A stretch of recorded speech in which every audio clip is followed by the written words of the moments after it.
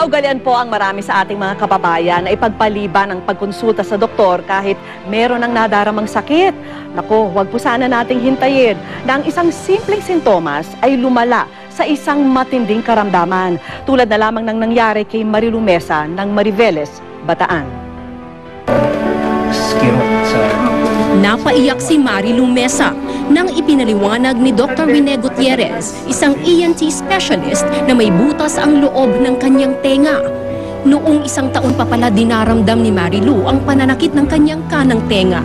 Nagsisisi ngayon si Marilu kung bakit ba naman nakaugalian niya noong maglinis at magkamot ng tenga gamit ang palito ng posporo o di kaya'y pirasong pilipit na dyaryo.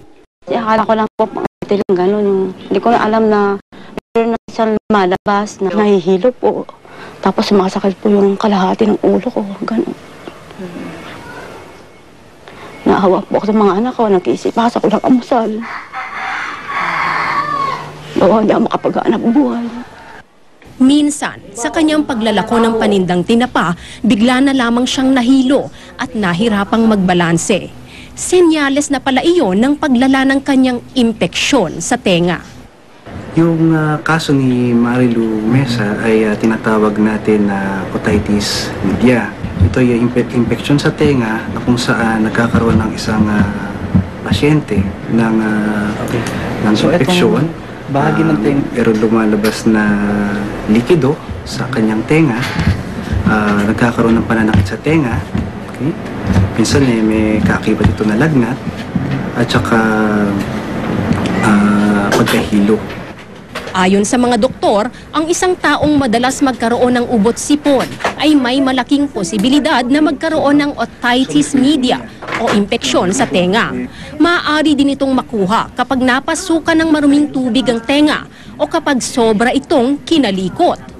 Unti-unti itong sinisira, no, ang ating tenga. Ito yung nana na kung saan kinakain unti-unti yung buto doon sa loob ng kanyang tenga. Ito yung nagiging dahilan nga kung bakit na rin siya nahihilo kasi yung mga structures doon unti-unti nang naapektuhan. Ang inaalala ni Marilu ay kung paano siya makapaghahanap buhay para sa 4 na anak. Kailangang gumaling ang impeksyong bumuta sa kanyang kanang eardrum sa pamamagitan ng operasyon. Dahil kung hindi, maaaring umakyat sa utak ang nana ng kanyang tenga.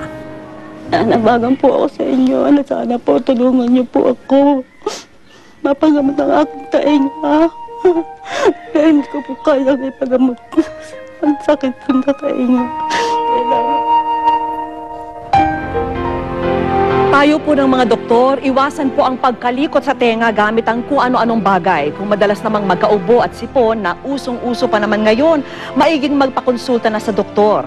Sa mga bata, huwag pong maligo sa maruming tubig o mag-swimming sa baha. Nagpapasalamat po ang GMA Kapuso Foundation kay Dr. Rene Louis Gutierrez na sumuri kay Marilu. Samantala, sa mga kapuso nating nais magpaabot ng tulong para kay Marilu Mesa, magsadya po lamang sa tanggapan ng GMA Kapuso Foundation. Maaari po kayong magdeposito ng donation sa kanilang bank account